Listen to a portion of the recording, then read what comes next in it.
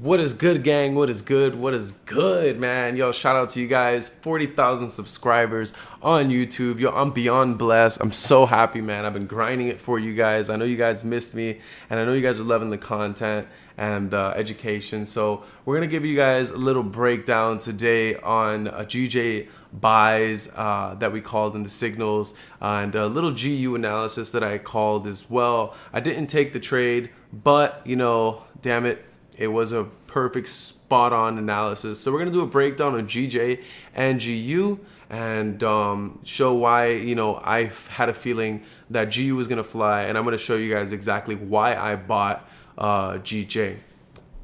So jumping straight into GJ over here, guys. Actually, we have this aggressive little scalp that we took here as well that we caught 14 pips on. I actually closed at around 11 pips because it started to pull back up.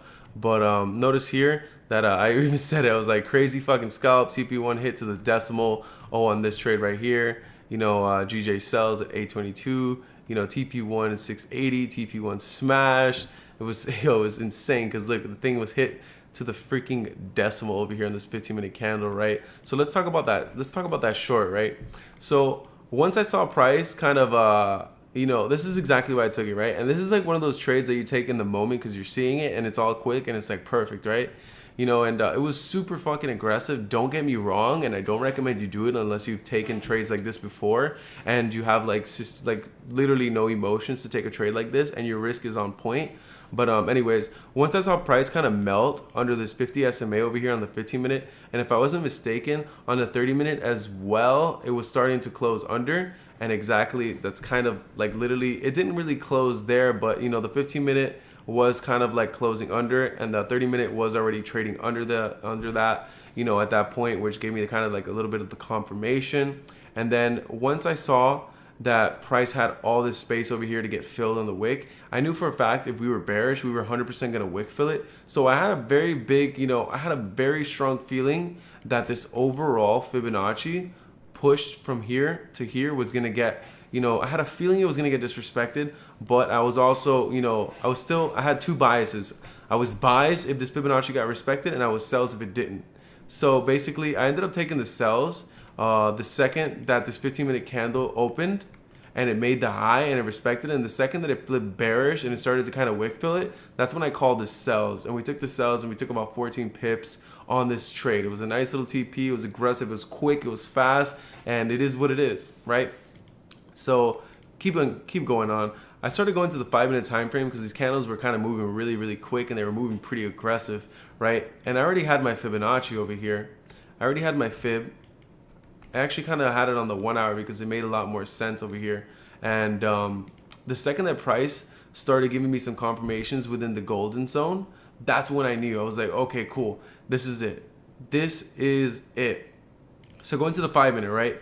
Once I saw that price kind of tweezered above, I guess you want to call it, when we kind of like tweezered above and kind of faked out this area, and then we kind of created a little mini resistance over here, and then a bullish candle to follow. We all call this the gambler candle. I call it the gambler candle confirmation. I have a YouTube video on it and everything. Make sure to watch that, guys. Definitely something to I got 19,000 views in one day on that video. It was crazy.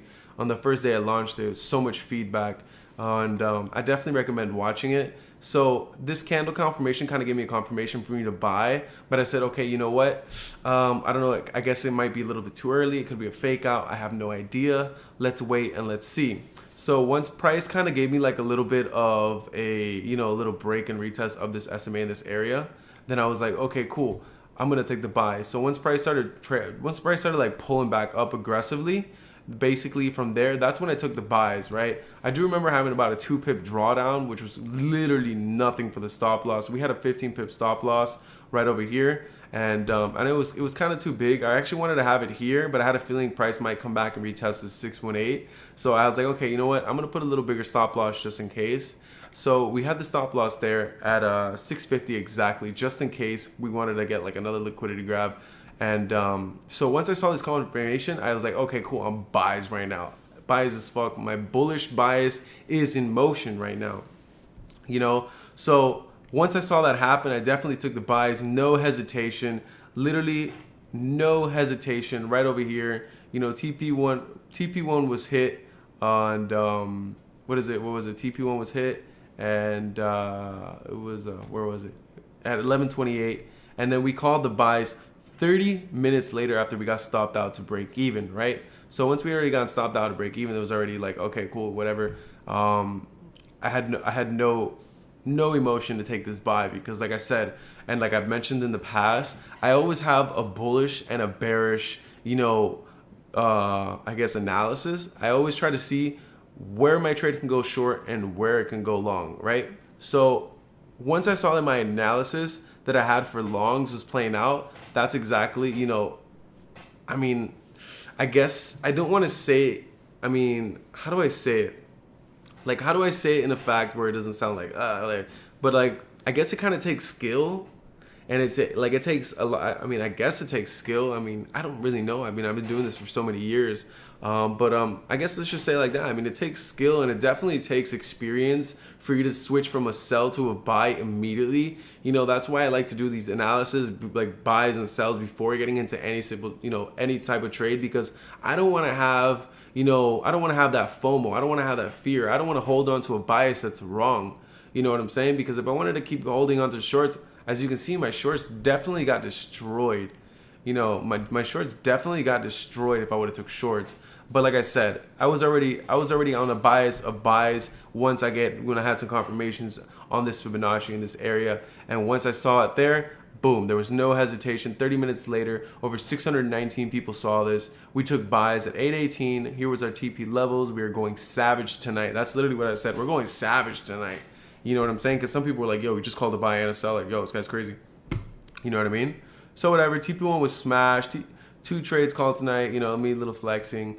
All my trades were, I actually forgot to press send on this analysis that I had called, because I had definitely recorded this video before everything happened, especially like around on like a GU and stuff like that. I'll post a clip in here so that way you guys can see it. But I had posted analysis, and like literally, like I totally fucking I forgot to press send. I'm not gonna cap. I was playing Days Gone, and like I didn't press send like an idiot. Like I'm telling you, distractions are the worst when it comes to this type of industry. Like literally, I feel bad because I know a lot of people could have taken those buys and easy made with like 40-50 pips, but it's my mistake. But I hope not everybody's too mad at me, because as you can see, GJ flew around 60 pips, as we mentioned. So once we had this counter confirmation, like I said, it was no hesitation for buys. Boom, as you can see, like I said, no hesitation. All take profits were fucking smashed on GJ. The whole trade ended up playing out fucking perfect, right? So I did want to scale in the second that I saw this. Also another gambler candle confirmation right over here. I wanted to scale in super desperately here, but I was like, all right, you know what? I'm already in a lot of lots. I'm in too deep right now. It's fine. I've already capped my risk. You know what? I'd rather just leave it how it is and see what's good. You know what I'm saying? So whatever. I didn't take the buys, but I knew there was gonna be I knew it was just gonna spike from there, dude. And I definitely missed out on those buys. I don't want to say I was scared to take the re-entry, but I kind of was like already maxed out on my risk on this trade. So it is what it is, guys. So the second that I saw that price went right back above this resistance, it was already game over at the end of the day. You know what I mean? So holding my trade really helped me out the second I saw this candle confirmation right over here. So I looked for this little setup here, and instead of using it to scale in, I used it to hold, to build confidence and to hold my trade a lot longer, because I am a scalper. So since I do scalp, I like to get in and out quick as hell. You know what I'm saying? But I use this as little form of confluence and confidence over here to hold this trade. And as you can see, guys, I think it was just whole Fibonacci, everything was respected. The whole thing played out. Beautiful fucking signal. Everybody made money tonight. Beautiful. So let's talk about this GU trade, right? So I'm actually going to post a clip right now so that way you guys can see it. So let's see what happens. I mean, maybe we finally see 1.4 on GU. Most likely a very strong possibility once price breaks this area. I definitely do see price just completely flying all the way to 1.4 for easy 55 pips, 40 pips. So, I mean, at the end of the day, remember guys, trading is a game of probabilities, and we were profitable tonight.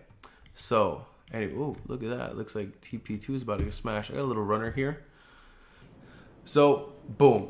As you guys see, you know, like I said, buys 100% the second that we would have broke this little level right over here, that there was no way in hell we should, like, there was no way in hell that we were not going to see 1.4 the second that we broke this level, right? And as you can see, 1.4 was smashed right over for 45 pips. You know, and like I said, I feel so terrible I didn't send that message. I didn't send the breakdown video in time enough. Literally, I just forgot to press send, dude. And I thought I sent it. That's why I didn't really look at it. But, you know, I noticed way too late when TP3 got hit. I got the actual alert, and I was like, oh, damn, let me see this. And I didn't see it was there, and I was like, fuck. But like I said, you know, it is what it is. So let's go over this a little analysis on GU, right? So as you can see, GU kind of like coming from a little downtrend, as you can see. Not really a big aggressive downtrend or a long-term downtrend. We actually called shorts here that I did. That was pretty fire. You guys saw that. That was really, really clean as shorts over here. Just beautiful, beautiful, beautiful. And look at the candle confirmation. Where is it? Look at it. It's over here on the 15-minute. Yep. Look at the candle confirmation right over here, guys. Just beautiful. That was our entry, and just straight nuts from there. But back to what we were talking about. So notice how GJ kind of had like on GU. Sorry. Notice how GU was kind of like, you know, channeling down. And the second that we broke out of the channel, I knew for a fact. I mean, it's an ugly channel, guys. Don't judge me. I'm just kind of want you to see that, you know, that we're kind of trending down a little bit. So, you know, once we kind of broke out of that channel and then we came back above this little resistance right over here, this previous support that I had, I knew for a fact that, yo, buys all the freaking way tonight during London session. Hopefully we get, you know, some consolidation and then, you know, support creating and buys. And dude, honestly, it was insane because the freaking conference, dude, that happened just literally shot it up. Like literally all these pairs started flying, dude. Everything started flying, dude. With, like, I'm telling you, bro, it was crazy. Like, yo, like insane, dude. Like even Bitcoin, bro. Like what the, like, bro, like I'm telling you, everything flew. Yo, like there was like, yo, there was nothing we could have done about that. I mean, I wasn't gonna take this trade at 2 in the afternoon, but yo, I mean, it was, wow, it was there. Right? So remember, this is also a major level of support over here as well. So I knew if this level held, I know we were going to come back to the more major level of resistance. Because remember, guys, once a major level of resistance or support holds, like I've said, you know, price usually tends to go break, you know, two smaller levels of support and resistance. In this situation, this one over here and then this one over here. Let's kind of spread that out. These were just little short-term ones. But yeah, guys. Now back to the session. So we had ended up making highs during the Asian session, and we already had this previous resistance here already formed. And once price started to actually form a support at this level, as you can see, this bearish engulfing this bearish candle here and this bullish engulfing candle, this little nice little morning star pattern, also with the bullish close above the 8 SMA, and then this candle just kind of breaking, retesting the SMA. I mean, there was, like I said, there was no doubt GG was gonna not fly, at least to this level right over here. This definitely was an easy target, and 1.4 was definitely the second target right there on my watch list that we were 100% gonna hit. So that was actually a pretty clean target for about 22 pips, and then the overall target for about 45 pips. And right now, what am I seeing on GU? I'm seeing a pullback. You know, I'm seeing a pullback, probably not to this area, but I mean, if it does come back to this area, I don't see why GU won't at least come down to this area right here. Easy. If not, might come retest this 50 SMA. We finally have the aggressive cross over here on the SMAs. So this SMA's got to make its way, and it's got to get touched at least one time. But yeah, that was my analysis on GU. You know, I was definitely buys above this area and definitely buys above this area if we could have held it. And as you can see, you know, once, like I said, once price broke above this level right over here on the kind of like a little 15-minute, 30-minute support, it was just goner from there. Like it was just gonna fly. And then on top of that, look at that, you know, a little gambler candle situation and get out of the zone right there. It was just beautiful. And many resistance to be broken, engulfing candle, bam. It was just perfect, dude. It was just perfect, and it was just rockets from there. But anyways, guys, yo, thank you guys so much for the 40,000 subscribers on YouTube, man. I really appreciate it, man. You guys are some savages, dude. I've got a lot of people asking me in the comments, Daniel, where can I learn from? How can I learn from you? Like I said, guys, I teach this shit for a living. You know, I have an educational program with more than 50 plus lessons on everything from A to Z, everything on what I know in the markets, on how to trade and everything. And if you guys want to check that out, my course is really, really cheap, very, very cheap and very affordable. It's only like 375 bucks. You can actually check that out in the bio. For those that kind of just want to be lazy and make money, damn, Juju's falling. Those who want to be like lazy and really put in the look at this message I just got on Telegram. Really putting the savage in Daniel Savage, G. I know this, baby. So, you know, if you guys want to learn from there, you know, we also have the signals program if people are just lazy and they want to just learn and earn at the same time. We definitely got that as well. A lot of people always ask me what broker you're using. I use Go Forex, you know, religiously, like that's my broker right there. I only use that broker. Me no use no other broker. Okay? But I don't know why I'm talking like that.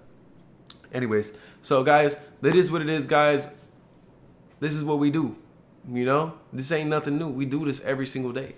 We do this every single day. Like I said, what GU is going to do is GU is going to melt under the support. It's going to melt really hard. It's going to reject this 50 SMA and it's going to start pulling back up. But GU is going to fall at least to this 50 SMA. It's going to touch this 50 SMA and then it's going to come right back and retest this 400 level right here by New York or by the end of New York. I said it here first. It is what it is. So fuck what it was. Alright guys, thank you guys so much for watching this video, man. I'll see you guys in the next video. I plan to give you guys breakdowns almost every single day. I'm gonna try my best. And yeah, we gotta get some more vlogs in too. The Urus also got some new wheels, so I can't wait for you guys to see that. That shit came out really, really dope, dude. I actually bought Faruko's wheels. He actually sold his Urus to Kodak Black, and then I actually ended up buying the wheels. And yeah, I don't know, that's basically what's new. But anyways, guys, thank you guys so much for watching this video. Thank you so much for 40,000 subscribers. You guys are fucking amazing. Also, we got a free Telegram for you guys to join as well. I'll link that in there. All my links will be down below, guys. So thank you guys so much for watching, and I'm finally out.